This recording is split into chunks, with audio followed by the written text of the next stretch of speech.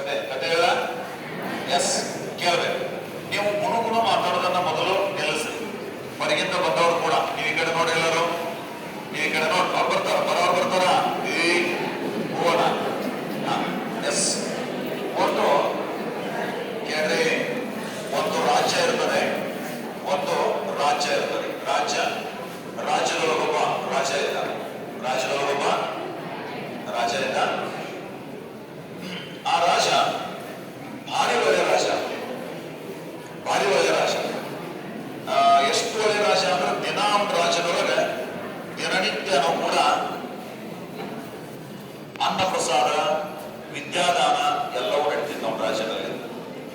ನಾ ಏನ್ ಹೇಳಕತ್ತೀನಿ ಕೆಲ್ಸಾಕತ್ತದ? ಎಲ್ಲರಿಗೂ ಕೆಲ್ಸಾಕತ್ತದ? ಸೈಡ್ ಡೋರ್ ಕ್ಲೋಸ್ ಮಾಡ್ಬಿಡಿ, ಸುಮ್ಮನೆ ಹೋಗ್ತಾರ ಇವರು ಪ್ರಶಾಂತ್ ಸೈಡ್ ಡೋರ್ ಕ್ಲೋಸ್ ಮಾಡ್ಬಿಡಿ, ಸುಮ್ಮನೆ ಹೋಗ್ತಾರ. ಓಕೆ ಕೇಳಿ,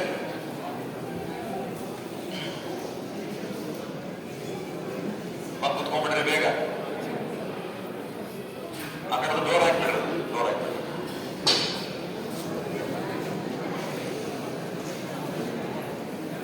ಓಕೆ, ಒಂದು ರಾಜ್ಯ. ನಾವು ಮೊದಲೇ ನೀವು ಹುಡುಗರು ಮಾತಾಡಕಂದ್ರೆ ನಾವು ಒಟ್ಟ ಮಾತಾಡಿ ಸ್ಟಾಪ್ ಮಾಡ್ಬಿಡೋಣ. ನಾನು ಒಟ್ಟ ಸೇರಿಸ್ಕೊಳಕ್ ಆಗೋದಿಲ್ಲ ಅದನ್ನ. ಯಾಕಂದ್ರೆ ವಿದ್ಯಾರ್ಥಿಗಳು ಹೆಂಗಿರ್ಬೇಕು ಹಂಗಿರ್ಬೇಕು. ಸಿನಿಮಾ ಥಿಯೇಟರ್ ಹೋದ ಕೇಕೆ ಹೊಡಿಬೋದ, ಆದ್ರೆ ಇಲ್ಲದೆಲ್ಲಕ್ಕೆ ಅವಕಾಶ ಇಲ್ಲ. ಒಂದು ರಾಜ್ಯದೊಳಗೆ ದಿನನಿತ್ಯ ಅನ್ನದಾನ, ವಿದ್ಯಾದಾನ ಎಲ್ಲ ನಡೀತಿತ್ತು. ನಡಿಬೇಕಾದ್ರೆ ಒಂದಿನ ಆ ರಾಜನ ಅರಮನೆಯ ಅಂಗಳದೊಳಗೆ ಬ್ರಾಹ್ಮಣರಿಗೆ ಊಟೋಪಚಾರ ನಡೆದಿತ್ತು. ಶ್ರಾವಣ ಮಾಸ ಊಟೋಪಚಾರ ನಡೆದಂತ ಟೈಮ್ನೊಳಗೆ ಎಲ್ಲರೂ ಒಂದಿಷ್ಟು ಊಟ ಮಾಡಿದ್ರು, ಊಟ ಮಾಡಕತ್ತಿದ್ರು. ಆ ಟೈಮ್ನಾಗ ಅಲ್ಲೊಂದು ಹಾವು ಬಂದ್ಬಿಡ್ತದ. ಒಂದು ಹಾವು ಬಂತು. ಇನ್ನೇನು ಎಲ್ಲರೂ ಎದ್ದು ಓಡ್ಬೇಕಂತ ಅಂತಿದ್ರು. ಆ ಟೈಮ್ನಾಗ ಮ್ಯಾಲೊಂದು ಹದ್ದು ಹೊಂಟಿತ್ತು. ಹದ್ದು ಈ ಹಾವನ್ನ ನೋಡ್ಬಿಡ್ತದ. ಹದ್ದು ಈ ಹಾವನ್ನ ನೋಡಿ, ಹದ್ದಿನ ಆಹಾರ ಹಾವು ಹೌದಿಲ್ಲ, ಇಲ್ಲಂದ್ರ ಸಪ್ತ ಪ್ರಾಣಿಗಳನ್ನ ತಿಂತವ. ಆ ಹದ್ದು ಕೆಳಗೆ ಹಾವನ್ನ ನೋಡಿ ಹಾವಿನ ಬಾಲವನ್ನ ಹಿಡಿದು ಎತ್ಕೊಂಡು ಹೋಗ್ಬಿಟ್ಟು, ಅದರ ಹಾವಿನ ಬಾಲ ಹಿಡಿದು ಅದರ ಮುಖ ಕೆಳಗೆ ಮಾಡಿದ್ರೆ ವಿಷ ಬೀಳ್ತದೆ. ಆ ಹಾವಿನ ವಿಷ ಊಟದ ಪಾತ್ರೆಯಲ್ಲಿ ಬಿದ್ದುಬಿಡ್ತು. ಅದನ್ನ ತಿಂದಂತ 4-5 ಜನ ಬ್ರಾಹ್ಮಣರು ಸತ್ರು. ಸ್ವರ್ಗ ನರಕ ಅಂತ ಇದು ಎಲ್ಲೋ ಗೊತ್ತಿಲ್ಲ ಸರ್, ಆದ್ರೆ ಇದೊಂದು ಕತೆ ಕರೆಕ್ಟ್ ಆಗಿ ಕೇಳ್ರಿ. ಅವಾಗ ಆ 4 ಬ್ರಾಹ್ಮಣ ಸತ್ತಾಗ ಯಮಲೋಕದಲ್ಲಿ ಚರ್ಚೆ ನಡೀತದಂತ. ಇಲ್ಲಿ 4-5 ಪ್ರಾಣ ಹಾನಿ ಆಗಿದೆ. ಇದ್ರ ಪಾಪ ಕರ್ಮವನ್ನು ಯಾರ ಹೆಸರು ಬರಿಬೇಕು ಅಂತ ಚರ್ಚೆ ಸ್ಟಾರ್ಟ್ ಆಯ್ತು. ಚಿತ್ರಗುಪ್ತರು ಹೋಗಿ ಯಮನಿಗೆ ಹೇಳಿದ್ರಂತ, ಸರಿಯಾಗಿ ವ್ಯವಸ್ಥೆ ಮಾಡಲಾರದೆ ಊಟಕ್ಕೆ ಅಕ್ಷರಲ್ಲ ಇವನು ರಾಜ, ಇವಂದೇ ತಪ್ಪು, ಇವನ ನರಕ ಕಳಿಸೋಣ, ಇವನ ಪಾಪಿ ಅಂದ್ರ. ಅವಾಗ ಯಮ ಹೇಳ್ತಾನೆ, ಅವನದೇನ್ ತಪ್ಪೈತಿ, ಒಳ್ಳೆ ಮನಸ್ಸಿನಿಂದ ಊಟಕ್ಕೆ ಅಕ್ಷರ ಹೌದಿ, ಅವನದೇನ್ ತಪ್ಪೈತಪ್ಪ, ಅದಕ್ಕೆ ಅವನ ಮೇಲೆ ಬೇಡ. ಹಾಗಾದ್ರೆ ಕರೆದ ತಕ್ಷಣ ಊಟಕ್ಕೆ ಬಂದಾರ ನೋಡ್ರಿ, ಅವ್ರದೇ ತಪ್ಪು, ಅದಕ್ಕ ಅವರನ್ನ ನರಕ ಕಳಿಸೋಣ ಅಂತಂದ್ರಂತೆ. ಅವಾಗ ಯಮ ಹೇಳ್ತಾನೆ, ಕರೆದಕ್ಕೆ ಬಂದಾರ, ಕರ್ಲಾರ್ದೇನ್ ಬಂದಿಲ್ಲಲ್ಲ, ಅವ್ರದ್ದೇನ್ ತಪ್ಪಿಲ್ಲ, ಅದಕ್ಕೆ ಅವ್ರ ಹೆಸರು ಮೇಲೂ ಬೇಡ ಅಂತ. ಹಾಗಾದ್ರೆ ಹದ್ದು ಇದು ಹಾವು ಬಂದದಲ್ಲ, ಹಾವಿನ ವಿಷಯ ಬಿದ್ದವ್ರು ಸತ್ತಾರೆ, ಈ ಪಾಪ ಕರ್ಮವನ್ನು ಹಾವಿನ ಹೆಸರು ಮೇಲೆ ಬರೋಣ ಅಂದ್ರು. ಯಮ ಹೇಳ್ತಾನೆ, ಅದರದೇನ್ ತಪ್ಪಿದ್ದು, ಹೋಗುವ ಮಟ್ಟಿತ್ತು, ಹದ್ದು ತಗೊಂಡು ಹೋಗ್ಯದ. ಹಾಗಾದ್ರೆ ಪಾಪ ಕರ್ಮವನ್ನು ಹದ್ದಿನ ಹೆಸರು ಮೇಲೆ ಬರೋಣ ಅಂದ್ರಂತ. ಅದಕ್ಕೆ ಯಮ ಹೇಳ್ತಾನೆ, ಅದರದೇನ್ ತಪ್ಪಿದೆ, ಅದ್ರ ಆಹಾರ ಅದು ತಗೊಂಡು ಹೋಗ್ಯದ. ಇಲ್ಲಿ 4-5 ಜನ ಸತ್ತಾರ ಅಂತಂದ್ರ ಒಬ್ಬ ಹೆಸರಿನೆಲ್ಲರೂ ಪಾಪ ಕರ್ಮವನ್ನು ಬರಲೇಬೇಕು, ಆದ್ರೆ ಎಲ್ಲರ ಹೆಸರು ಬೇಡ ಅನ್ನಕತ್ತೀರಿ. ಮತ್ತೆ ಇಲ್ಲಿ ಯಾರ ಹೆಸರು ಬರಿಬೇಕು ಅಂತ ಕೇಳಿದಾಗ ಯಮ ಹೇಳ್ತಾನೆ, 4 ದಿನ ತಡ್ರಿ ಅಂತಂದ. 4 ದಿನ ಕಳಿತು. 4 ದಿನ ಕಳೆದು ಒಂದು ಅದೇ ರಾಜ್ಯದೊಳಗೇನೆ ಆ ರಾಜಧಾನಿಗೆ ಪಕ್ಕದ ರಾಜ್ಯದಿಂದ 4-5 ಬ್ರಾಹ್ಮಣರು ಬರ್ತಾರ. ಅವ್ರು ರಾಜನ ಅರಮನೆಗೆ ಹೋಗ್ಬೇಕಿತ್ತು. ಹೋಗೋದಕ್ಕೆ ಅವ್ರಿಗೆ ದಾರಿ ಗೊತ್ತಿರ್ಲಿಲ್ಲ. ಅಲ್ಲಿ ಒಬ್ಬರು ಮುದುಕಿ ಹೂ ಮರಕತ್ತಿದ್ರು. ಅವ್ರು ಬಂದು ಬ್ರಾಹ್ಮಣರು ಬಂದ ಮುದುಕಿ ಕಡೆ ಕೇಳ್ತಾರೆ, ಹಿಂಗೊಬ್ಬ ರಾಜನ ಅರಮನೆಗೆ ಹೋಗ್ಬೇಕಾಗ್ಯದ, ನಮಗ್ ದಾರಿ ಗೊತ್ತಿಲ್ಲ, ದಾರಿ ತೋರಿಸು ಅಂತಂದಾಗ ಆ ಪಾಪ ಮುದುಕಿ ಅವ್ರಿಗೆ ದಾರಿ ತೋರ್ಸೋದಕ್ಕೆ ಹೊಂಟದ. ಹೋಗೋ ಟೈಮ್ನ್ಯಾಗ ಮುದುಕಿ ಆ ಬ್ರಾಹ್ಮಣರು ಕೇಳ್ತಾರೆ, ಎಲ್ಲಿಂದ ಬಂದಿರಿ, ಯಾಕೆ ಬಂದಿರಿ ಅಂತ ಕೇಳಿದಾಗ, ರಾಜ ಬಹಳ ಒಳ್ಳೆಯವನು ಅಂತ ಕೇಳ್ಪಟ್ಟಿದೀವಿ, ಆ ರಾಜನ ಆಸ್ಥಾನಕ್ಕೆ ಹೋಗಿ ನಾವಲ್ಲಿ ಅನ್ನ ಪ್ರಸಾದ ಸೇರಿಸಿ ಬರ್ಬೇಕಂತ ಹೊಂಟಿದೀವಿ ಅಂತ ಹೇಳಿದಾಗ ಮುದುಕಿ ಹೇಳಿದ್ರಂತ, ಹುಷಾರ ಹೋಗ್ರಿ, ಪಾಲ್ವಾರ ರಾಜ 4 ಮಂದಿ ಬ್ರಾಹ್ಮಣರಿಗೆ ವಿಷ ಹಾಕಿ ಬಂದಾನ ಅಂದ್ರಂತ. ಅಂದದ್ದನ್ನ ಯಮ ಕೇಳಿಸ್ಕೊಂಡು ಚಿತ್ರಗುಪ್ತರಿಗೆ ಹೇಳಿದಂತ, ಪಾಪ ಕರ್ಮ ಮುದುಕಿ ಹೆಸರು ಬರ್ರಿ ಅಂತ. ಅವಾಗ ಚಿತ್ರಗುಪ್ತರು ಕೇಳ್ತಾರಂತೆ, ಅಲ್ಲದೆ ಆ ಮುದುಕಿ ಅಂತ ತಪ್ಪು ಮಾಡಿದ್ರೆ ಆಕೆ ಹೆಸರು ಬರೋಣ ಅಂತ ಕೇಳಿದಾಗ, ಅಲ್ಲಿ ಏನ್ ನಡೆದೈತಿ ಅನ್ನೋದು ಗೊತ್ತಿಲ್ಲ, ಬಾಯಿ ಬಂದಾಗ ಮಾತಾಡಕತ್ತಾರ ನೋಡಕ್ಕೆ. ಅದಕ್ಕೆ ಆಕೆ ದೊಡ್ಡ ಪಾಪಿ, ಅಂತವ್ರ ನರಕಕ್ಕೆ ಹೋಗ್ಬೇಕು, ಆಕಿನ ನರಕಕ್ಕೆ ಕಳಿಸ್ರಿ, ಆಕಿನ ಒಬ್ಬಕಿನ ಕಳಿಸಿದ್ರೆ ಮುಂದೆ ಸುಧಾರಣೆ ಆಗ್ತದ ಅಂತ ಹೇಳಿದಂತೆ ಯಮ. ನಾ ಯಾಕೆ ಹೇಳಿದ್ರೆ ತಳಾ ಕೂಡ ಏನು ಗೊತ್ತಿಲ್ಲದ ಬಾಯಿ ಬಂದಂಗೆ ಯಾರು ಮಾತಾಡ್ತಿರ್ತಾರೋ ಸುಮ್ಮನೆ ಯಾರು ಮಾತಾಡ್ತಿರ್ತಾರೋ ಅವರೆಲ್ಲ ನರಕಕ್ಕೆ ಹೋಗ್ತಾರೆ. ಓಕೆ, ಅರ್ಥ ಆಗಿದೆ ಅನ್ಕೊಂಡಿದ್ದೇನೆ. ಈಗ ಸುಮ್ಮನೆ ಯಾರು ಮಾತಾಡಂಗಿಲ್ಲ. ಸುಮ್ಮನೆ ಮಾತಾಡಿದ್ರೆ ಎಲ್ಲಿಗೆ ಹೋಗ್ತಾರೋ? ನರಕಕ್ಕೆ ಹೋಗ್ತಾರೆ. ಎಲ್ಲಿಗೆ ಹೋಗ್ತಾರೆ? ನರಕಕ್ಕೆ ಹೋಗ್ತಾರೆ. ಆತ್ಮೀಯ ಎಲ್ಲ ವಿದ್ಯಾರ್ಥಿಗಳೇ, ಕೇಳಿಸ್ಕೊಳ್ಬೇಕು. ಕರೆಂಟ್ ಹೋಗ್ಲಿ ಏನು ಪ್ರಾಬ್ಲಮ್ ಇಲ್ಲ, ನಡೀತದೆ. ಹಾ, ಕೇಳಿ ಕಡೆಗೆ ಇವತ್ತಿನ ಕಾಲ ನಿಮ್ಗೆಲ್ಲ ಗೊತ್ತದ ಸ್ಪರ್ಧಾತ್ಮಕತೆ ಯುಗ, ಸ್ಪರ್ಧಾತ್ಮಕ ಯುಗ. ನಾನು ಒಂದು ನಿಮ್ಗೆ ಹೇಳ್ತೇನೆ, ಶಿಕ್ಷಣ ಏನ್ರಿ? ಶಿಕ್ಷಣ ಅಂದ್ರ ನೌಕರಿ ಹಿಡಿದ್ರೆ ಮಾತ್ರ ಶಿಕ್ಷಣ ಅನ್ನೋದು ಅಲ್ಲ. ಶಿಕ್ಷಣ ಅಂದ್ರೆ ಏನು? ಯಾವುದು ಬದುಕೋದಕ್ಕೆ ಒಂದು ದಾರಿ ತೋರಿಸ್ತೈತೋ ಅದೇನಪ್ಪ? ಆ ಶಿಕ್ಷಣ. ನಾನು ಹಂಗೆ ಪ್ರಶ್ನೆ ಕೇಳ್ತೇನೆ. ಇಲ್ಲಿ ಹಿಸ್ಟ್ರಿ ಓದಿರ್ತೀರಿ ಬಹುತೇಕ. ಬಾಬರ್, ಹುಮಾಯೂನ್, ಅಕ್ಬರ್, ಜಹಾಂಗೀರ್, ಶಹಜಾನ್, ಔರಂಗಜೇಬ್ ಅಂತ 6 ಮಂದಿ ಇದ್ದಾರೆ ಮೊಘಲ ರಾಜರು. ಇವರೊಳಗೆ ಈ 6 ಮಂದಿ ಒಳಗೆ ಒಬ್ಬನೇ ಶಿಕ್ಷಣ ಪಡೆದಿರಲಿಲ್ಲ ಅಕ್ಬರ್. ಉಳಿದವರೆಲ್ಲ ಶಿಕ್ಷಣ ಪಡೆದಿದ್ರು. ಆದ್ರೆ ಆ ಮೊಘಲರೊಳಗೆ ಭಾರಿ ಫೇಮಸ್ ಆಗಿದ್ದವನೇ ಶಿಕ್ಷಣ ಪಡಿಲಾರ ಅಕ್ಬರ್. ಒಂದು ದಿನ ಸ್ಕೂಲ್ ಹೋಗಿಲ್ಲ. ಸ್ಕೂಲ್ ಹೋಗ್ಲಿ ಅಂತ ಕಳಿಸಿದ್ರೆ ಕಲ್ಲು ಮಂತ್ರಿ ಹೇಳಿದ ಕೊಡದಾಗ ಅಂದ್ರೆ ಕುದುರೆ ಸವಾರಿ ಇರ್ತಾನ ಯಾರ ಸರ? ಅಕ್ಬರ್. ಅವನೇ ಫೇಮಸ್ ಆದ. ಉಳಿದವರು ಅವನಷ್ಟೇ ಅಂತ ಇದ್ರು, ಅವನಷ್ಟು ಫೇಮಸ್ ಆಗಲಿಲ್ಲ. ನಾ ಯಾಕಿದ್ನ ಹೇಳಿದೆ ಅಂತಂದ್ರೆ, ನಮಗೆ ಶಿಕ್ಷಣ ಅಂತಂದ್ರೆ ಕೇವಲ ನೌಕರಿ ಇರಿಸೋದಕ್ಕಾಗಿ ಶಿಕ್ಷಣ ಅಂತಲ್ಲ, 99% ಮಾಡಿಸೋದಕ್ಕೆ ಶಿಕ್ಷಣ ಅಂತೇಳಿ ಅಲ್ಲ. ಅದಕ್ಕಾಗಿ ನಿಮ್ ತಲೆಯಾಗಿರ್ಲಿ, ಈ ಡಿಗ್ರಿ ಕಲ್ತವ್ರಿಗೆ ಎಲ್ರಿಗೂ ನೌಕರಿ ಸಿಗ್ತೈತಿ ಅಂತ ಅದು ಅಲ್ಲ. ಆದ್ರೆ ಯಾರು ಕರೆಕ್ಟ್ ಆಗಿ ಓದ್ತಾರೋ ಅವ್ರಿಗೆ ಒಂದು ನೌಕರಿ ಮಾತ್ರ ಫಿಕ್ಸ್ ಸಿಗ್ತದೆ. ಹೌದೇ ಇಲ್ಲ? ಡಿಗ್ರಿ ಮಾಡಿದವ್ರಿಗೆ ಎಲ್ರಿಗೂ ಸಿಗುದಿಲ್ಲ. ಆದ್ರೆ ಯಾರಿಗೆ ಸಿಗ್ತದ ನೌಕರಿ? ಯಾರು ಕರೆಕ್ಟ್ ಆಗಿ ಓದ್ತಾರೋ ಅವ್ರ ನೌಕರಿ ಸಿಗ್ತದ. ಎಸ್, ಈಗ ಇಲ್ಲಿ ಏನ್ ಸಮಸ್ಯೆ ಇದೆ ಅಂತ ಹೇಳ್ತೇನೆ. ನಾ ವಿಷಯದ ಬಗ್ಗೆ ಆಮೇಲೆ ಮಾತಾಡ್ತೇನೆ. ಸಮಸ್ಯೆ ಏನಾಗ್ತದೆ ನಮ್ಮ ವಿದ್ಯಾರ್ಥಿಗಳಲ್ಲಿ ಅಂತಂದ್ರೆ, ಯುವತಿಯರಲ್ಲಿ ಏನ್ ಸಮಸ್ಯೆ ಆಗತ್ತದೆ ಹೇಳ್ತೀನಿ ನಾನು. ಒಬ್ಬ ಹುಡುಗ ಇದ್ದಂತೆ, ಹುಡುಗ ಮದುವೆ ವಯಸ್ಸಿಗೆ ಬಂದಿದ್ದ, ಕನ್ಯಾ ನೋಡಕ್ ಹೋಗಿದ್ದ. ಕನ್ಯಾ ನೋಡಕ್ ಹೋದಂತ ಟೈಮ್ ಒಳಗೆ ಹುಡುಗಿ ಕಡೆಯವ್ರು ಕೇಳ್ತಾರ ಹುಡುಗನಿಗೆ, ಇವ್ನಿಗೆ ಏನ್ ಬರ್ತೈತಿ ಹುಡುಗನಿಗೆ ಅಂತ ಕೇಳಿದ್ರು. ಕೇಳಿದಾಗ ಹುಡುಗನ ಕಡೆಯವ್ರು ಹೇಳ್ತಾರೆ, ಭೂಮಿ ಮೇಲೆ 64 ವಿದ್ಯೆ ಅದಾವು, 64ರಾಗ 62 ವಿದ್ಯೆ ಇವನು ಬರ್ತಾವ, 2 ಬರಂಗಿಲ್ಲ ಅಂತ. ಹುಡುಗಿ ಕಡೆಯವ್ರು ಕೇಳಿದ್ರು, ಅವ್ ಯಾವ 2 ಬರಂಗಿಲ್ಲ ಹೇಳ್ರಿ ಅಂತ. ಹುಡುಗನ ಕಡೆಯವ್ರು ಹೇಳಿದ್ರಂತ, ಅಲ್ರಿ ಬರುವಂತವ್ ಕೇಳಿ ಬರ್ಲಾರದೇ ಕೇಳ್ತೀರಿ. ಹುಡುಗಿ ಕಡೆಯವ್ರು ಇಲ್ಲ, ಯಾವ ಬರಂಗಿಲ್ಲ ಅಂತ ಹೇಳಿರಲ್ಲ ಅಂತ ಹೇಳ್ಬೋದು. ಆ ಹುಡುಗನ ಕಡೆಯವ್ರು ಹೇಳ್ತಾರಂತ, ಮೊದಲನೇದ್ರಿ ಇವ್ ಯಾರು ಹೇಳಿದ್ದು ಏನು ಕೇಳಂಗಿಲ್ಲ. ಮೊದಲನೇದೇನು, ಇವ ಯಾರು ಹೇಳಿದ್ದು ಏನೋ ಕೇಳಂಗಿಲ್ಲ. 2ನೇದು ಹೇಳಿದ್ರಂತ, ಇವ್ ಏನು ಕೇಳಂಗಿಲ್ಲ. ಇವ ಯಾರು ಹೇಳಿದ್ದು ಕೇಳಲ್ಲ ಮೊದಲನೇದು. 2ನೇದೇನು ಹೇಳ್ರಿ, ಇವ ಯಾರು ಹೇಳಿದ್ದು ಯಾರನ್ನು ಕೇಳಂಗಿಲ್ಲ, ತನಗೇನು ತಿಳಿಯಂಗಿಲ್ಲ. ಹಂಗಾಗಿರೋ ಪರಿಸ್ಥಿತಿ ಇವತ್ತು ನಮ್ದು. ಅದಕ್ಕಾಗಿ ಹಂಗಾಗಬಾರ್ದು. ನಾನು ಬಹಳಷ್ಟು ಕಡೆ ಇವನಿಗೆ ಯೂಟ್ಯೂಬ್ನಾಗ ಕೂಡ ಇದನ್ನು ಹೇಳಿದ್ದೇನೆ. ನಾನು ಯೂಟ್ಯೂಬ್ ಚಾನಲ್ ಯಾರು ನೋಡಿದ್ರೆ ಗೊತ್ತಿರ್ತದೆ ನಿಮಗೆ. ಓಕೆ, ಒಂದು ದ್ವೀಪ ಇರ್ತದೆ, ಮಾತಾಡೋಂಗಿಲ್ಲ, ಮಾತಾಡೋಂಗಿಲ್ಲ. ಸುಮ್ಮನೆ ಮಾತಾಡಿದವರು ನರಕಕ್ಕೆ ಹೋಗ್ತಾರೆ. ಎಲ್ಲಿ ಹೋಗ್ತಾರೆ? ನರಕಕ್ಕೆ ಹೋಗ್ತಾರೆ. ಓಕೆ, ಕಾರಣ ಇದ್ರಷ್ಟ ಮಾತಾಡ್ಬೇಕು. ಕೇಳ್ರಿ, ಈಗ ನಾನು ಲಾಸ್ಟ್ ನಿಮಗೆ ಏನೇನ್ ಡೌಟ್ ಇರ್ತಾವಲ್ಲ ಅದನ್ನೆಲ್ಲ ಕ್ವಶನ್ ಕೇಳಕ್ಕೆ ಅವಕಾಶ ಕೊಡ್ತೀನಿ. ನಾನು ನಿಮ್ ಏನೇನ್ ಡೌಟ್ ಎಲ್ಲರಿಗೂ ಆನ್ಸರ್ ಕೊಟ್ಟ ಹೋಗ್ತೀನಿ. ಅದನ್ನ ನೀವು ಕೇಳ್ಬೇಕಷ್ಟೇ, ಕೇಳ್ಬೇಕು. Okay, yes. ಒಂದು ದ್ವೀಪ ಇರ್ತದೆ. ದ್ವೀಪ ಅಂದ್ರೆ ಗೊತ್ತಾಗ್ತದ? ನಡುಗಡ್ಡೆ ಅಂತ ಹೇಳ್ತೀವಿ ನಾವು, ಐಲ್ಯಾಂಡ್ ಅಂತ ಹೇಳ್ತಿರ್ತೀವಿ. ಒಂದು ದ್ವೀಪ ಇತ್ತಂತೆ. ಅಲ್ಲಿ ದ್ವೀಪದಲ್ಲಿ ಬಹಳಷ್ಟು ಗಿಡಗಳು ಕೂಡ ಇತ್ತು. ಮತ್ತ ದ್ವೀಪದ ನೀರು ಇರ್ತಾವ. ದ್ವೀಪದ ನೀರು ಇರಂಗಿಲ್ಲ, ದ್ವೀಪದ ಸುತ್ತ ನೀರು ಇರ್ತಾವ, ಗಿಡಗಳಿತ್ತು. ಪ್ರಾಣಿ ಪಕ್ಷಿಗಳಿಗೆ ಬೇಕಾದಂತ ಬಹಳಷ್ಟು ಆಹಾರ ಕೂಡ ಅಲ್ಲಿತ್ತು. ಎಲ್ಲಿತ್ತು? ಆ ದ್ವೀಪದೊಳಗಿತ್ತು. ಅಲ್ಲಿರ್ಬೇಕಾದ್ರೆ ಪ್ರತಿ ವರ್ಷ ಬೇಸಿಗೆ ಟೈಮ್ ಬಂತಂದ್ರೆ ಬೇರೆ ಬೇರೆ ಕಡೆಯಿಂದ ಪಕ್ಷಿಗಳು ವಲಸೆ ಹೋಗ್ತಿದ್ವು. ಪಕ್ಷಿಗಳನ್ನೊಂದು ಕೂಡ ವಲಸೆ ಹೋಗೋದು. ಎಲ್ಲಿ ಆಹಾರ ಸಿಗ್ತೈತೋ ಅಲ್ಲಿರ್ತಾವ. ಊರಾಗ ಕಾಗಿ ಎಲ್ಲಿರ್ತಾವ ಗೊತ್ತ? ಅವು ಕಾಯಂ ಅಲ್ಲೇ ಇರ್ತಾವ, ಬೇರೆ ಬೇರೆ ಹೋಗ್ತಿರ್ತಾವ ಸರ್. ಹಿಂಗೆ ಒಂದ್ಸಾರಿ ಪಕ್ಷಿಗಳಲ್ಲಿ ವಲಸೆ ಹೋಗಿದ್ದು. ಎಲ್ಲಿಗೆ? ಆ ನಡುಗಡ್ಡೆಗೆ ಹೋಗಿದ್ದು. ಕರೆಕ್ಟಾಗಿ ಕೇಳ್ಬೇಕು ನಿಮಗೆ. ನೀವೇನೋ ಕೇಳಿದ್ರಿ ಅಂತಂದ್ರೆ ನಿಮ್ ಮುಂದೆ ಬರ್ತಕ್ಕಂಥ ಎಕ್ಸಾಮ್ಸ್ ಗಳಿಗೆ ಮತ್ತೆ ಇದಕ್ಕೆ ಬಹಳ ಯೂಸ್ ಆಗ್ತದೆ. ಎಸ್, ಒಂದ್ಸಾರಿ ಪಕ್ಷಿಗಳು ವಲಸೆ ಹೋಗಿದ್ದು. ಎಲ್ಲಿ ವಲಸೆ ಹೋಗಿದ್ದು? ಆ ದ್ವೀಪಕ್ಕೆ ಹೋಗಿದ್ದು. ಬೇಸಿಗೆ ಟೈಮ್ನಾಗ ಅಲ್ಲಿ ವಲಸೆ ಹೋಗ್ಯಾವು. ಮಳೆಗಾಲ ಬರೋ ಟೈಮ್ ಬಂತು. ಅವಾಗ ಪಕ್ಷಿ ಒಂದು ಹೇಳ್ತದ. ಪಕ್ಷಿಗಳು ಮಾತಾಡಲ್ಲ, ಬಟ್ ಅವ್ರದ್ದೇ ಆದಂತ ಒಂದು ಭಾಷೆ ಅದ, ಅವಕ್ಕೆ ಒಂದು ಕಮ್ಯುನಿಕೇಶನ್ ಐತಿಲ್ಲ ಅವಕ್ಕೆ.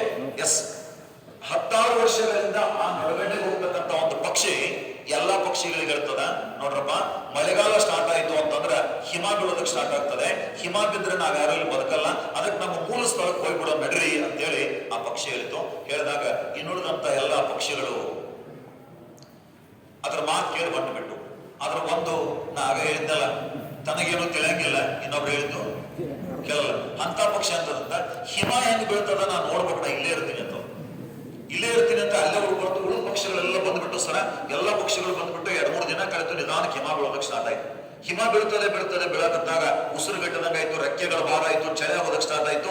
ಆ ಪಕ್ಷಿ ಅನ್ಕೊಳ್ತದೆ ನಾನು ಅವಾಗಲೂ ಹೋಗ್ಬೇಕಿತ್ತು, ಇಲ್ಲೇ ಉಳ್ಕೊಂಡೆ, ತಪ್ಪು ಮಾಡಿದೆ ಅಂತ ಹೇಳಿ ಅವಾಗ ತನ್ನ ರೆಕ್ಕೆಯನ್ನು ಬಡದು ಆರೋದಕ್ಕೆ ಸ್ಟಾರ್ಟ್ ಮಾಡ್ತದೆ. ಎತ್ತು ಹೋಗ್ಬೇಕಂತ ಗೊತ್ತಿಲ್ಲ, ಯಾಕಂದ್ರೆ ಫಸ್ಟ್ ಟೈಮ್ ಅದಲ್ಲಿ ಹೋಗಿತ್ತು. ಹಂಗೆ 50 ಕಿಲೋಮೀಟರ್ ಆಯ್ತು, 100 ಕಿಲೋಮೀಟರ್ ಆಯ್ತು, ಹಂಗೆ ಹೋಗ್ತದ ಎತ್ತು ನೋಡಿದ್ರೆ ಒಟ್ಟು ಭೂಮಿ ಕಾಣಕತ್ತಿಲ್ಲ.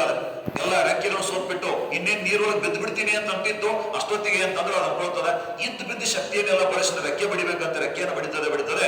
ಅಷ್ಟೊಂದು ಸ್ವಲ್ಪ ಮುಂದೆ ಬರೋದ್ರ ಕಡೆ ಭೂಮಿ ಕಾಣ್ತು, ಒಂದು ಮಣಿ ಕಾಣಿತು, ಮನೆ ಮೇಲೆ ಕುತ್ಕೊಳ್ತಂತ ಪಕ್ಷಿ. ಮನೆ ಮೇಲೆ ಕುತ್ಕೊಂಡಾಗ ಖುಷಿಯಾಗಿದೆ, ಅದಕ್ಕೆ ಹೆಂಗೋ ಬದುಕಿದೆ ಅಂತೇಳಿ ಖುಷಿ ಆಯ್ತು. ರೆಕ್ಕೆಗಳು ಸೋತಿದ್ದು, ಕಾಲು ಸೋತಿದ್ದು, ತಪ್ಪಿ ಅದು ಮನೆ ಮೇಲಿಂದ ಹಿತ್ತಲೊಳಗೆ ಕೆಳಗೆ ಬಿದ್ದು ಬಿಡ್ತದೆ. ಹಿತ್ತಲೊಳಗೆ ಕೆಳಗೆ ಬಿದ್ದುಬಿಡ್ತು. ಹಿತ್ತಲೊಳಗೆ ಕೆಳಗೆ ಬಿದ್ದಾಗ ಮತ್ತು ಖುಷಿ ಆಯ್ತು, ಮತ್ತೆ ಬದುಕಿದೆ ಅಂತೇಳಿ.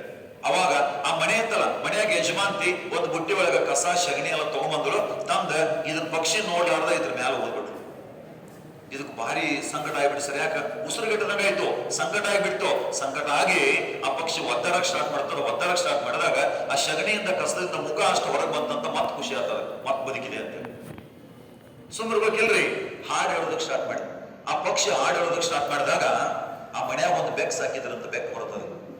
ಬೆಕ್ಕು ಬಂದು ಇದ್ರ ಮೈ ಮೇಲೆ ಬಿದ್ದಂತೆ ಸಗಣಿ ಮತ್ತು ಕಸ ಎಲ್ಲ ಕೆದರಕ್ ಸ್ಟಾರ್ಟ್ ಮಾಡಿತು. ಕೆದರೋದಕ್ಕೆ ಸ್ಟಾರ್ಟ್ ಮಾಡಿದಾಗ ಬೆಕ್ಕಿ ಈ ಪಕ್ಷಿಗೆ ಮತ್ತೆ ಖುಷಿ ಆಗ್ಯದ, ಈ ಬೆಕ್ಕು ನನ್ ತೆಗೆದು ಹೊರಗೆ ಬಿಡ್ತದ ಅಂತೇಳಿ ಇದ್ರ ಮೈ ಮೇಲೆ ಕಸ ಸಗಣಿ ಎಲ್ಲ ತೆಗೆದು ಬೆಕ್ಕು ಇದ್ರ ಕತ್ತು ಮುರಿದು ತಿಂದು ಬಿಡ್ತದೆ. ಇದು ನೋಡೋದಕ್ಕೆ ಭಾರಿ ಈಸಿ ಅನ್ಸ್ಬಿಡ್ತದೆ ಕತೆ. ಆದ್ರೆ ಇದ್ರ ನಮ್ಮ ಜೀವನಕ್ಕೆ ಉಪಯುಕ್ತ ಆಗ್ತಕ್ಕಂಥ 5 ಅಂಶಗಳದಾವ. ಒಂದು, ಹಿರಿಯರು ಅನುಭವಸ್ಥರು ಹೇಳಿದ ಮಾತನ್ನ ಕೇಳ್ಬೇಕು. ಎರಡನೇದು ಏನಪ್ಪಾ ಅಂದ್ರೆ ಜೀವನದಾಗ ಪೂರ್ತಿ ಎಲ್ಲ ಶಕ್ತಿ ಕಳ್ಕೊಂಡೇವ್ ಅಂದ್ರೂ ಕೂಡ ಒಟ್ಟು ಸೋಲಬಾರ್ದು, ಎಷ್ಟು ಇದ್ದು ಬಿದ್ದು ಶಕ್ತಿ ಎಲ್ಲ ಬಳಸ್ಕೊಂಡು ಮುಂದುವರಿಬೇಕು. ಇದು ಎರಡನೇದು. ಮೂರನೇದು ಏನಂದ್ರೆ ನಮ್ಮ ಮ್ಯಾಲೆ ಶಗಣಿ ಒಗೆಯವರೆಲ್ಲ ಕೆಟ್ಟವರಲ್ಲ. ಆ ಹೆಣ್ಮಗಳು ಶಗಣಿ ಒಗೆದಿದ್ರು ಕೆಟ್ಟವಳನ್ರಿ ಅಲ್ಲ, ಹೌದಿಲ್ಲ, ಪಕ್ಷಿಗಳು ಶಗಣಿ ಒಗೆದಿದ್ರು. ಇನ್ನು 4ನೇದು, ನಮ್ಮನ್ನ ಶಗಣಿಯಿಂದ ಹೊರಗೆ ತೆಗೆಯವರೆಲ್ಲ ಒಳ್ಳೆಯವರಲ್ಲ. ನಾ ಯಾಕೆ ಎರಡು ತಗೊಂಡೆ ಅಂದ್ರೆ, ಒಂದು, ನಮ್ಮ ಮ್ಯಾಲೆ ಶಗಣಿ ಒಗೆಯವರೆಲ್ಲ ಕೆಟ್ಟವರಲ್ಲ ಅಂದ್ರೆ ನಮಗ ಬೈದು ಬುದ್ಧಿ ಹೇಳೋರೆಲ್ಲ ಕೆಟ್ಟವರಲ್ಲ. ಇದು ಒಂದೇ. ಇದು ಇನ್ನೊಂದು ಅತಿ ಮುಖ್ಯವಾದದ್ದು, ನಮ್ಮನ್ನು ಸುಮ್ಮನೆ ಹೊಗಳವರೆಲ್ಲ ಒಳ್ಳೆಯವರಲ್ಲ. ನಿಮ್ಗೆ ಒಂದು ತಲೆಯಾಗಿರ್ಲಿ, ಯಾರು ನಿಮಗೆ ಬೈದು ಬುದ್ಧಿ ಹೇಳಿ ತಿದ್ದೋದಕ್ಕೆ ಪ್ರಯತ್ನ ಮಾಡ್ತಿರ್ತಾರೋ ಅವ್ರ ಒಟ್ಟ ದೋಸ್ತಿ ಬಿಡಕ್ ಹೋಗ್ಬೇಡ್ರಿ ಎಂದು ಕೂಡ. ಇನ್ನು ಲಾಸ್ಟ್ ಇನ್ನೊಂದು ಹೇಳಿದೆ ನಾನು, 5 ಮೆಸೇಜ್ ಅಂತ ಹೇಳಿದೆ. ಲಾಸ್ಟದ್ ಏನಪ್ಪ, ಜೀವನದಾಗ ಎಲ್ಲರ ಜಾಸ್ತಿ ಖುಷಿ ಆಗೈತಿ ಅಂತಂದ್ರೆ ಜಾಸ್ತಿ ಹಾರಾಡಬಾರ್ದಂತ ಸುಮ್ಮನೆ ಇರ್ಬೇಕಂತ. ಯಾಕಂದ್ರೆ ಸುತ್ತಮುತ್ತ ಬೇಟೆಗಾರ ಇರ್ತಾರೆ, ಅದಕ್ಕಾಗಿ ನಿಮ್ಮೆಲ್ಲರ ತಲೆಯಾಗ ಒಂದು ವಿಚಾರ ಏನಿರ್ಬೇಕು ಅಂತಂದ್ರ, ನಾನು ಒಂದು ಹಂತಕ್ಕೆ ಬರುವವರೆಗೆ ಅದ ಹೇಳ್ತಾರ, ಸಾಧಿಸುವವರೆಗೆ ಕಿವಿ ಮುಚ್ಚಿಕೊಳ್ಳಿ, ಸಾಧಿಸಿದ ಮೇಲೆ ಬಾಯಿ ಮುಚ್ಚಿಕೊಳ್ಳಿ.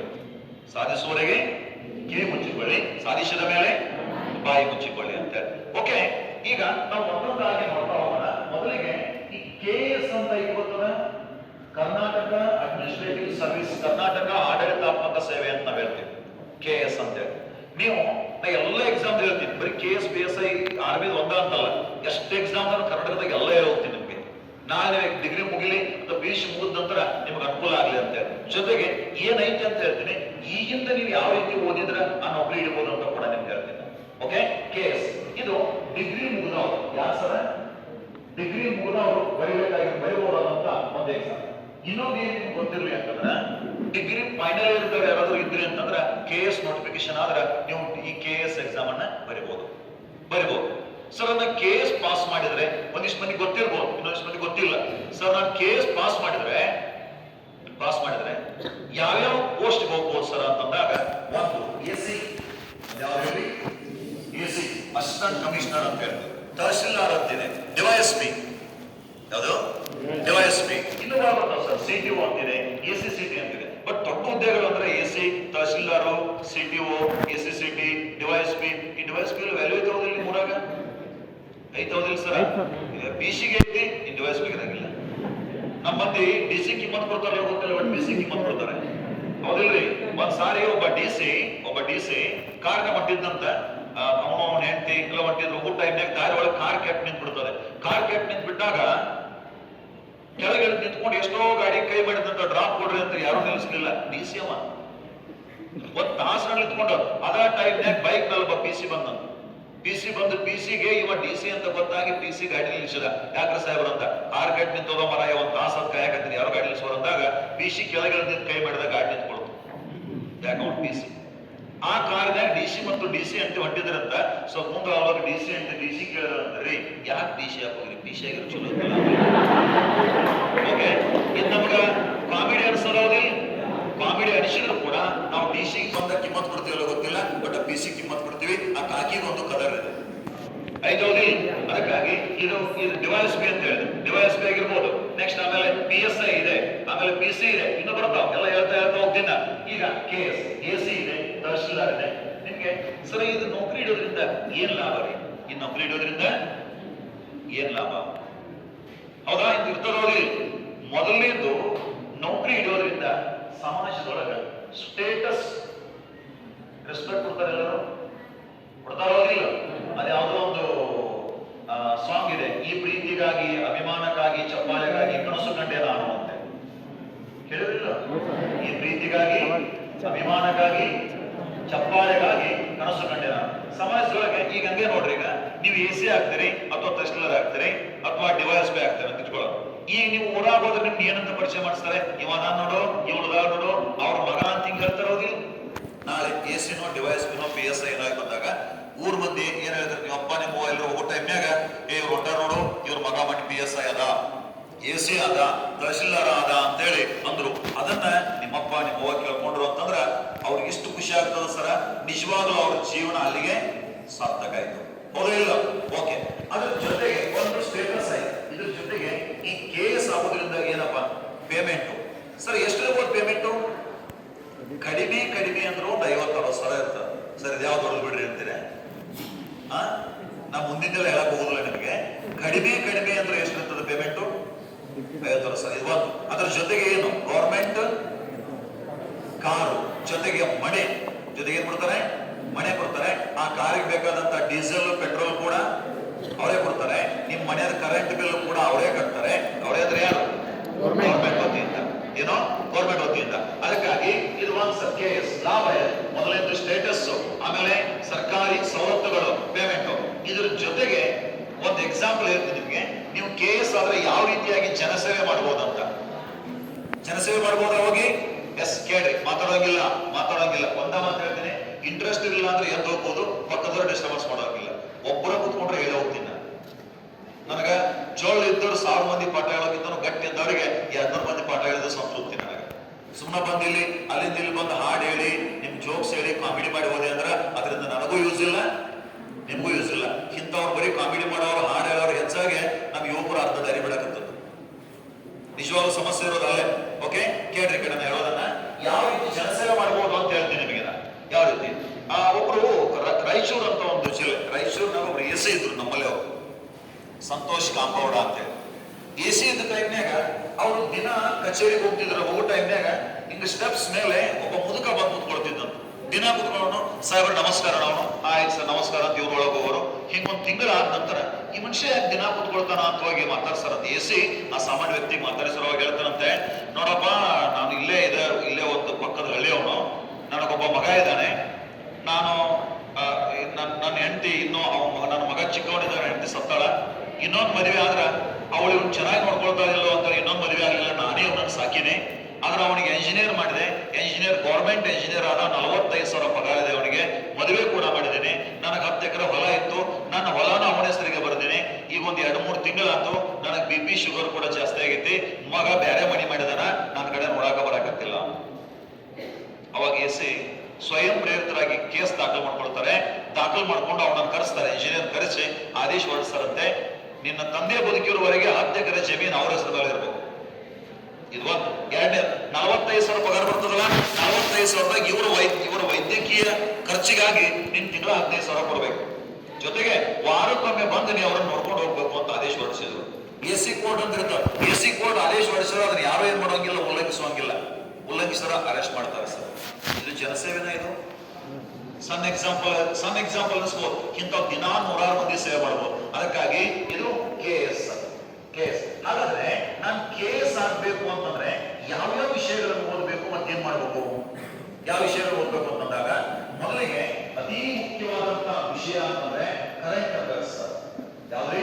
Current affairs. ಹಿಂಗಂದ್ರೆ ಏನ್ರಿ ಕರೆಂಟ್ ಅಫೇರ್ಸ್ ಅಂತಂದ್ರೆ ಏನು? ಪ್ರಚಲಿತ ಘಟನೆಗಳು ಅಂತ ಕೇಳಿರಿ. ಏನ್ ಹೇಳ್ರಿ?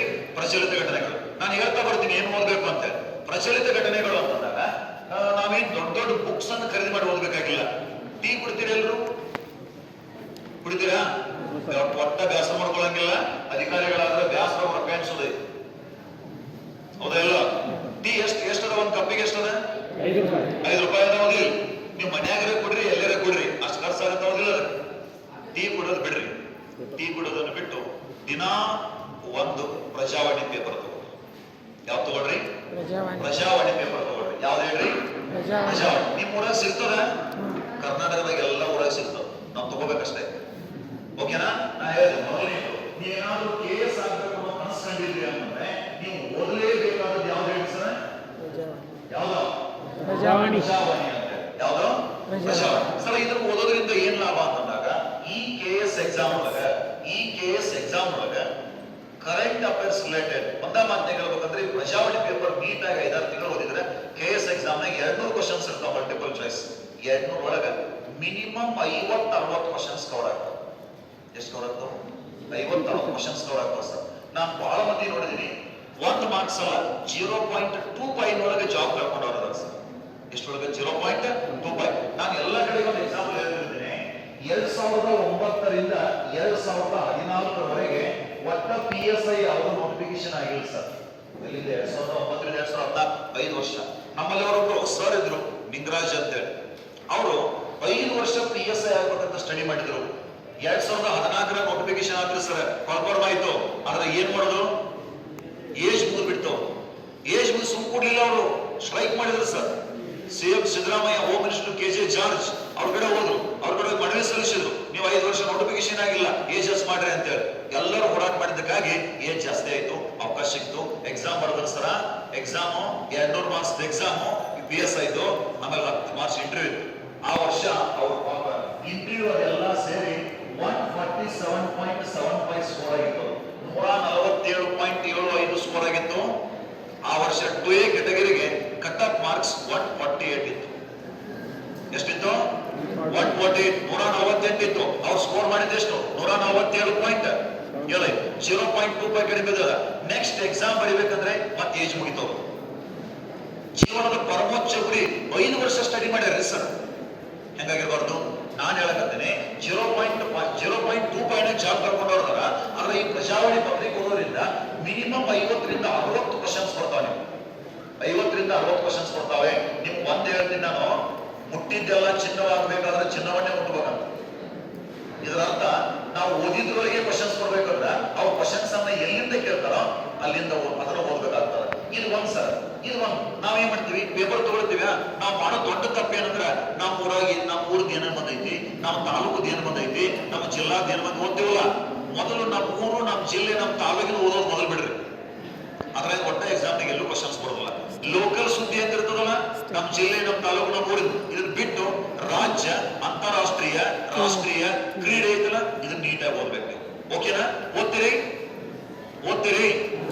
ನಾನು ಹೇಳ್ಬೋದಷ್ಟೇ. ಕುದುರೆ ನೀರಡಿಕೆ ಆಗಿದೆ ಅಂದ್ರ ನೀರ್ ಐತಿ ಅಂತ ನೀರು ತೋರ್ಸೋ ಅಷ್ಟ ನಾನು ಅದಕ್ಕೆ ಬಿಡಿಬೇಕು. ಬಾಯಾಗ ನೀರ ಕಟ್ ನಮ್ಗೆ ಆಗೋದಿಲ್ಲ, ಹೌದಾ ಇಲ್ಲ? ಎಸ್. ಅದಕ್ಕಾಗಿ ಇದು ಒಂದು ಸರ್. ಇನ್ನೊಂದು, ಎಷ್ಟು ಜನ ಪೊಲೀಸ್ ಕಾನ್ಸ್ಟೇಬಲ್ ಅಥವಾ PSIಗೆ ಅಥವಾ ಈಗ ಇನ್ನು ಆರ್ಮಿದ ಲಾಸ್ಟಿಗೆ ಮಾತಾಡ್ತೀನಿ, ಈಗ ಅದು ಬೇಡ. ಪೊಲೀಸ್ ಕಾನ್ಸ್ಟೇಬಲ್, PSI ಆಗಿರ್ಬೋದು, KS, SDFD ಪ್ರಿಪರೇಷನ್ ಮಾಡಕತ್ತವ್ರು ಎಷ್ಟು ಮಂದಿ ನೌಕರಿ ಹಿಡಿಲೇಬೇಕು. ಬಟ್ ಅದೆಲ್ಲ ಏನು ಬೇಡ, ಗೌರ್ಮೆಂಟ್ ನೌಕರಿನೇ ಬೇಕು. ಎಷ್ಟು ಮಂದಿ ಕೈ ಗೌರ್ಮೆಂಟ್ ನೌಕರಿ ಎಲ್ಲರೂ ಓಕೆ. ನಾನು ನಿಮಗೆ ಒಂದು ಮಾತಾಡೋಂಗಿಲ್ಲ. ನಾನು ಫಸ್ಟ್ ಹೇಳಿದ್ದೀನಿ, ನಾನು ಲೆಕ್ಚರ್. ನನಗ ಅವು ಚಪ್ಪಾಳೆ ಅಂತಾವಿಂತಾವ್ ನೋಡು ಮಾತಾಡೋ ಒಟ್ಟ ಸಹಿಸ್ಕೊಳಕ ಆಗುದಿಲ್ಲ. ನಾನೇನೋ ರಾಜಕಾರಣ ಆಗಿದ್ದೆ ಅಂತಂದ್ರ 2 ಎಷ್ಟು ಅಂತ ಕೇಳಿದಾಗ 5 ಅಥವಾ 3 ಅಂತ ಹೇಳ್ಬೋದಿತ್ತು. ಲೆಕ್ಚರ್ ಅನ್ನೋ ಕಾರಣಕ್ಕೆ 2 ಎಷ್ಟು ಅಂತ ಕೇಳಿದಾಗ 4 ಅಂತ ಹೇಳ್ಬೇಕು. ನಾನು ಶಗಣಿಗೆ ಶಗಣಿ ಅನ್ಬೇಕು, ಶಿರ ಅನ್ಬೇಕು. ಅರ್ಥ ಆಯ್ತಾ? ರಾಜಕಾರಣ ಆಗಿದ್ರೆ ಶಗಣಿಗೆ ಶಿರ ಅನ್ಬೋದಿತ್ತು, ಹೌದಿಲ್ರಿ? ಆ ಮುಂದೆ ಏನಾದ್ರು ಆದಿ ಅಂದ್ರೆ ಅವ್ ಬರ್ತೀನಿ, ಅವಾಗ ನೋಡೋ ಮಾತಾಡೋಣ ಅಂತ. ಈಗ ಅದೆಲ್ಲ ಬೇಡ. ಈಗ ಕೇಳ್ರಿ ಕೆಳಗೆ. ಈಗ ನಾನು ಹೇಳೋದಂತೆ, ನಿಮ್ಗೆ ಎಲ್ಲರೂ ಗೌರ್ಮೆಂಟ್ ನೌಕರಿ ಇಡ್ಬೇಕು ಅನ್ನೋ ಆಸೆ ಐತಲ್ಲ, ನಿಮಗೆ ನಾನು ಇವತ್ತು ಏನೋ ಅಂತ ಹೇಳ್ತೇನೆ. ಇವತ್ತಿಂದ ಅದನ್ನು ಫಾಲೋ ಅಪ್ ಮಾಡ್ರಿ. ನೆಕ್ಸ್ಟ್ ಬೇಕಾದ ಎಕ್ಸಾಮ್ ಬರ್ಲಿ, ಮಿನಿಮಮ್ 15ರಿಂದ 20 ಕ್ವಶನ್ ಬರ್ಲೇಬೇಕಾದ್ರಾಗಿ.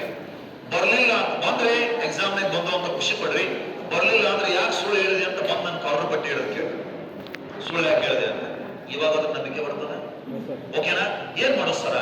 ನೀವು ಎಲ್ಲರ ಕಡೆ ಮೊಬೈಲ್ ಅದಾವ ಇಲ್ಲೋ? ಆಂಡ್ರಾಯ್ಡ್ ಮೊಬೈಲ್ ಅದಾವ, ಎಲ್ಲರೂ ರಿಚಾರ್ಜ್ ಮಾಡಿಸ್ತೀರಿ. ಅದು ಲಾಕ್ಡೌನ್ ಆದಾಗಿನಿಂದ ಪ್ರತಿಯೊಬ್ಬರ ಕಡೆ ಮೊಬೈಲ್ ಅಂತ ಇರಲೇಬೇಕಾಗಿದೆ ಅಂತ ಪರಿಸ್ಥಿತಿ ನಿರ್ಮಾಣ ಆಗಿತ್ತು. ಎಸ್, ಮೊಬೈಲ್ ಒಳ್ಳೆಯದು ಕೆಟ್ಟದ್ದು? ನಿಜವಾಗ್ಲೂ ಮೊಬೈಲ್ ಒಳ್ಳೆಯ ಸರ್. ನಾವೆಲ್ಲರೂ ಕೂಡ ಅದನ್ನ ಕೆಡಿಸಿದೀವಿ. ಈಗ ಹಂದಿ ಇರ್ತದ ಗೊತ್ತದ? ಹಂದಿ ಹಂದಿ ಎಲ್ಲಿರ್ತದ? ಕೊಳಚಾಗಿರ್ತದ. ನೋಡಿ, ಮಾತಾಡಂಗಿಲ್ಲ, ನಡು ನಡು ಮಾತಾಡಂಗಿಲ್ಲ. ಹಂದಿ ಎಲ್ಲಿಂತ ಕೊಳಚಾಗಿರ್ತದ. ಆದ್ರೆ ಹಂದಿ ಅಂತೂ ಕೊಳಚಿ ತಿನ್ನಂಗಿಲ್ಲ. ಕೊಳಚಿ ಒಳಗೆ ಮುಖ ಹಾಕಿ ಅನ್ನದೆಲ್ಲ ಹುಡುಕಾಡಿ ತಿಂತಿರ್ತದ. ಮೊಬೈಲ್ ಇದ್ರೆ ಕೊಳಚಿದಂಗ ಮೊಬೈಲ್ ಅಂದ್ರೆ ಅದ್ರೊಳಗೆ ಯಾವ್ದು ಒಳ್ಳೇದೈತೆ ಅಂತ ತಗೊಳ್ಬೇಕಾದವ್ರು ನಾವು.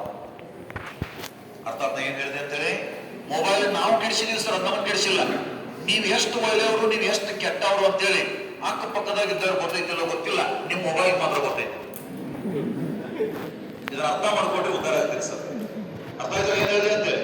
ನೀವ್ ಎಷ್ಟು ಒಳ್ಳೆಯವರು, ನೀವ್ ಎಷ್ಟು ಕೆಟ್ಟವರು ಅಂತೇಳಿ ಅಕ್ಕಪಕ್ಕದವ್ರಿಗೆ ಗೊತ್ತಿಲ್ಲ, ನಿಮಗ್ ಗೊತ್ತೈತಿಲ್ಲೋ ಗೊತ್ತಿಲ್ಲ, ಅದ್ರ ನಿಮ್ ಮೊಬೈಲ್ ಮಾತ್ರ ಚೆನ್ನಾಗಿ ಗೊತ್ತದ. ಓಕೆ, ಇವತ್ತಿಂದ ಎಲ್ಲರೂ ಒಂದು ಸಪರೇಟ್ ಬುಕ್ ಮಾಡ್ರಿ, ಕಾಂಪಿಟೇಟಿವ್ ನಾನು ನೌಕರಿ ಇಡಲೇಬೇಕಲ್ಲ. ನೀವು PUC ಇದ್ದವರು ಮಾಡಿ ಸರ್, ಡಿಗ್ರಿ ಇದ್ದವರು ಮಾಡ್ರಿ, ಡಿಗ್ರಿ ಮುಗಿದವರು ಮಾಡಿ. ಏನು? ಗೂಗಲ್ ಕ್ರೋಮ್ ಒಳಗೆ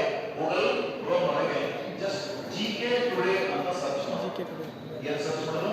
GK ಗೊತ್ತಿರುತ್ತೆ. ನಾನು ಯೂಟ್ಯೂಬ್ ಕ್ಲಾಸ್ ಅನ್ನ ಕೇಳಿದ್ರಿ ಅಂತಂದ್ರೆ ಡೆಫಿನೆಟ್ಲಿ ಗೊತ್ತಿರಲೇಬೇಕು ನಿಮಗೆ ಅದು. ಓಕೆನಾ? GK ಟುಡೇ ಅಂತ ಹೇಳಿ ಇನ್ನು ಬಹಳ ಹೇಳ್ತೀನಿ ಅಂತ ನಿಮಗೆ. ಫ್ರೀ ಆಗಿ ಸರ್, ಅದೊಬ್ಬರು ತಗೊಳ್ಳಂಗಿಲ್ಲ, ಫ್ರೀ ಆಗಿ ತಗೊಳ್ಳೋದಿಲ್ಲ ನಾವು ಅಂತವೇ. ಆದ್ರೆ ಅವೆಲ್ಲ ಅಥೆಂಟಿಕ್ ಆಗಿರ್ಬೇಕು. ಅದರಿಂದ ಎಕ್ಸಾಮ್ ನಮಗೆ ಕ್ವಶನ್ಸ್ ಬರ್ಬೇಕು. ಇದೇನೈತಲ್ಲ GK ಟುಡೇ ಅಂತ ಐತಲ್ಲ, ಕೇಳ್ರಿ, ಮಾತಾಡಂಗಿಲ್ಲ. ಇದೇನ್ GK ಟುಡೇ ಅಂತ ಐತಿ? GK ಟುಡೇದಾಗ ಡೈಲಿ 5 ಮಲ್ಟಿಪಲ್ ಚಾಯ್ಸ್ ಕ್ವಶನ್ಸ್ ಬರ್ತಾವ. ಎಷ್ಟು? 5 ಮಲ್ಟಿಪಲ್ ಚಾಯ್ಸ್ ಕ್ವಶನ್ಸ್, ಅವು ಕರೆಂಟ್ ಅಫೇರ್ಸ್ ಕ್ವಶನ್ಸ್. ನೀವು ಇವಾಗಿಂದ ಡೈಲಿ 5 ಕ್ವಶನ್ಸ್ ಬರೀಬೇಕು ಅಂತ ಎಷ್ಟು ಟೈಮ್ ತಗೊಳ್ತದ? 10 ನಿಮಿಷ ಬೇಕು. 10 ನಿಮಿಷ ಬೇಕಾಗಿಲ್ರಿ, ಡೈಲಿ 10 ನಿಮಿಷ ಟೈಮ್ ಕೊಟ್ರಿ. ಇದಕ್ಕೆ ಅಂತ ಇಟ್ಕೊಡ್ರಿ. ನೆಕ್ಸ್ಟ್ ಬರೋ ಎಕ್ಸಾಮ್ ಒಳಗ ಎಷ್ಟು ಕ್ವಶನ್ಸ್ ಅಂತ ಹೇಳಿದ್ರೆ ನಾನು 15ರಿಂದ 20 ಕ್ವಶನ್ಸ್. ಕಡಿಮೆ ಅಥವಾ ಜಾಸ್ತಿ ಆಗ್ತಿಲ್ಲ? ಕಡಿಮೆ ಅಥವಾ ಜಾಸ್ತಿ ಆಗ್ತಾವ? ಹೇಳಿದೆ 0.25 ಒಳಗೆ ಜಾಬ್ ಕಳ್ಕೊಂಡವರಿದ್ದಾರೆ. 15ರಿಂದ 20 ಕ್ವಶನ್ಸ್ ಬರ್ತಾವ ಅಂತಂದ್ರ ಯಾವುದೇ ಕಾರಣಕ್ಕೂ ಮಿಸ್ ಆಗಬಾರ್ದು. ಡೈಲಿ ಎಷ್ಟು ಕ್ವಶನ್ಸ್ ಅಂತ ಹೇಳಿದೆ ನಾನು? ಎಷ್ಟು? 5 ಕ್ವಶನ್ಸ್. ಎಷ್ಟು ನಿಮಿಷ ಬೇಕು ಬರೋದಕ್ಕೆ? ಎಷ್ಟು ನಿಮಿಷ ಬೇಕು? 10 ನಿಮಿಷ ಬೇಕು. ಅದಕ್ಕಾಗಿ ಇದು ಇವಾಗಿಂದ ಸ್ಟಾರ್ಟ್ ಆಗ. ಇದು ಒಂದು. ಇದ್ರ ಜೊತೆಗೆ ನೀವು ಮ್ಯಾಗಝಿನ್ಸ್ ಓದ್ತೀರಿ ಹೊರಗಡೆ, ಅದು ಇದ್ರ ಹೆಸರೆಲ್ಲ ಹೋಗಲ್ಲ. ಆದ್ರೆ ರೊಕ್ಕ ಕೊಟ್ಟು ಓದ್ತೀರಿ. ಫ್ರೀ ಆಗಿ ಸಿಗೋ ಮ್ಯಾಗಝಿನ್ಸ್ ಅನ್ನ ನೀವು ಯಾರು ಓದಲ್ಲ ಸರ್. ಫ್ರೀ ಆಗಿ ಸಿಗೋ ಎಂತಾವ್ದು ನೋಡ್ಬೇಕಂತೀರ? ಏನಿಲ್ಲ, ನಿಮ್ ಮೊಬೈಲ್ ಸಿಗ್ತಾವ ಸರ ಫ್ರೀ ಆಗಿ. ಯಾರಿಗೂ ₹1 ಕೊಡ್ಬೇಕಾದ ಅವಶ್ಯಕತೆ ಇಲ್ಲ. ಯಾವ ಸರ್ ಹಂಗಿದ್ರೆ ನೀವು ನಿಮ್ ಗೂಗಲ್ ಕ್ರೋಮ್ ಒಳಗ ನ್ಯೂ ಇಂಡಿಯಾ ಸಮಾಚಾರ ಅಂತ ಸರ್ಚ್ ಮಾಡಿ. ಏನಂತ ಸರ್ಚ್ ಮಾಡಿ? ನ್ಯೂ ಇಂಡಿಯಾ ಸಮಾಚಾರ. ಜೋರ್ಸಿ ಹೇಳ್ಬಿಡೋಣ ನೀವೇ ಬೈಲ. ನ್ಯೂ ಇಂಡಿಯಾ ಸಮಾಚಾರ ಸರ್, ಇದು ಮ್ಯಾಗಝಿನ್ ರೀ. ಇದು ನೋಡ್ರಿ, ಏನ್ರಿ ಇದ್ರು ಒಬ್ಬರು ಬರ್ಕೊಂಡ್ಬಿಡಿದ್ರು, ಮರ್ತು ಬಿಡ್ತೀರ. ಆಮೇಲೆ ನ್ಯೂ ಇಂಡಿಯಾ ಸಮಾಚಾರ. ನಾವು ಕೋಚಿಂಗ್ ಸೆಂಟರ್ನವರು ಏನ್ ಮಾಡ್ತೀವಿ, ನಿಮ್ಗ ನಮ್ಮ ಮ್ಯಾಗಝಿನ್ ಮಾರಾಟ ಆಗಲಿ ಅಂತ ಇಂಥವೆಲ್ಲ ಹೇಳಕ್ ಹೋಗ್ಲಿ ನಾವು, ಹೌದಿಲ್ರಿ? ಅದರ ಅವಶ್ಯಕತೆ ನನಗಂತ ಇಲ್ಲ. ಕೋಚಿಂಗ್ ಸೆಂಟರ್ ಮೇಲೆ ಜೀವ ನಡೆಸಬೇಕಾಗಿಲ್ಲ. ಅದ್ರ ಒಂದು ಏನೋ ಕ್ರೇಜ್ ಮಾಡಕತ್ತೀವ. ಈ ನ್ಯೂ ಇಂಡಿಯಾ ಸಮಾಚಾರ ಕೇಳ್ರಿ. ಈ ನ್ಯೂ ಇಂಡಿಯಾ ಸಮಾಚಾರ ಐತಲ್ಲ, ಇದು ಕೇಂದ್ರ ಸರ್ಕಾರ, ಮಾತಾಡಂಗಿಲ್ಲ, ಸೆಂಟ್ರಲ್ ಗೌರ್ಮೆಂಟ್ ನ ಮ್ಯಾಗಝಿನ್. ಇದು ಫ್ರೀ ಆಗಿ ಸಿಗ್ತದೆ. PDF ಡೌನ್ಲೋಡ್ ಮಾಡ್ಕೊಂಡು ಪ್ರಿಂಟ್ ಹಾಕೋಬಹುದು, ನೀವು ಓದ್ಬೋದು. ಎಕ್ಸಾಮ್ಸ್ SA ಬರಬೇಕಾಗ್ತದೆ, ನಾನು PSL ಬರಬೇಕಾದ್ರೆ ಆ ಟೈಮ್ನಾಗ ಇದ್ರಾಗಿದ್ದಂತ ಡೈರೆಕ್ಟ್ ಕ್ವಶನ್ಸ್ ಅನ್ನ ಎಕ್ಸಾಮ್ ಕೇಳ್ಬಿಡ್ತಾರೆ. ಯಾವ ಮ್ಯಾಗಝಿನ್ ಹೇಳಿದೆ ನಾನು? ಒಂದು ನ್ಯೂ ಇಂಡಿಯಾ ಸಮಾಚಾರ. ನಿಮ್ ಬರ್ಕೊಳಕ್ಕೆ ಏನಾದ್ರು ತಂದಿರಲಿಲ್ಲ ಅಂತಂದ್ರೆ ಆಮೇಲೆ ಇದೆಲ್ಲ ಮುಗಿದ ನಂತರ ಇಲ್ಲಿ ಯಾರು ಬರ್ಕೊಟ್ಟಿದ್ರೆ ತಗೊಳ್ಳಿ, ಇಲ್ಲಾಂದ್ರೆ ಬೋರ್ಡ್ ಮೇಲೆ ಇದ್ರೆ ಅದು ಕೊಂಡು ಹೋಗ್ಬಿಟ್ಟು ಮಾತಾಡಕ್ ಹೋಗ್ಬಿಟ್ಟು. ಇದು ಒಂದು ಸರ್. ಇದಾದ ನಂತರ ಮತ್ತೆ ಯಾವ್ದ್ರಿ? ಇನ್ನೊಂದು ಐತಿ, ವಾರ್ತಾ ಜನಪದ ಅಂತ ಒಂದಿದೆ. ಯಾವ್ದು ಹೇಳಿ? ವಾರ್ತಾ ಜನಪದ. ಇದು ಕೂಡ ಕರ್ನಾಟಕ ಸರ್ಕಾರದ ಮ್ಯಾಗಝಿನ್. ಇದು ಯಾವ್ದು ಹೇಳಿದೆ? ವಾರ್ತಾ ಜನಪದ. ನೀವು ಪೊಲೀಸ್ ಕಾನ್ಸ್ಟೇಬಲ್ ಓದ್ರಿ, PSI ಓದ್ರಿ, SDA, FDA, ಬೇಕಾದ ಎಕ್ಸಾಮ್, ಇವತ್ತು ಆರ್ಮಿ ಆಗಿರ್ಬೋದು, ಎಲ್ಲ ಎಕ್ಸಾಮ್ಗಳಿಗೆ ಯೂಸ್ಫುಲ್ ಆಗಂತಾವ್ ಈ ಎರಡು. ಒಂದು ನ್ಯೂ ಇಂಡಿಯಾ ಸಮಾಚಾರ, ಇನ್ನೊಂದು ಯಾವ್ದ್ರಿ? ವಾರ್ತಾ ಜನಪದ. ಈ ನ್ಯೂ ಇಂಡಿಯಾ ಸಮಾಚಾರ 13 ಲ್ಯಾಂಗ್ವೇಜ್ ನಲ್ಲಿ ಸಿಗ್ತದೆ ನಿಮಗೆ. ಅದ್ರ ಕನ್ನಡ ಕೂಡ ಇದೆ. ವಾರ್ತಾ ಜನಪದ ಅಂತ ಟೋಟಲ್ ಕನ್ನಡದೊಳಗೆ ಇದೆ. ಸರ್, ಈ GK ಟುಡೇ ಕನ್ನಡ ಬರ್ತದ ಅಂತ ಹೇಳಿದ್ರ ಹೌದು ಸರ್. ಗೂಗಲ್ ಕ್ರೋಮ್ನಾಗ ನೀವು ಸೆಟ್ಟಿಂಗ್ ಚೇಂಜ್ ಮಾಡ್ಕೊಂಡ್ಬಿಟ್ರೆ ಈ ಕ್ವಶನ್ಸ್ ಕೂಡ ಅಚ್ಚ ಕನ್ನಡದೊಳಗೆ ಬರ್ತಾವ. ಕನ್ನಡದೊಳಗೆ ನೀವು ಇದನ್ನು ಬರ್ಕೋಬಹುದು.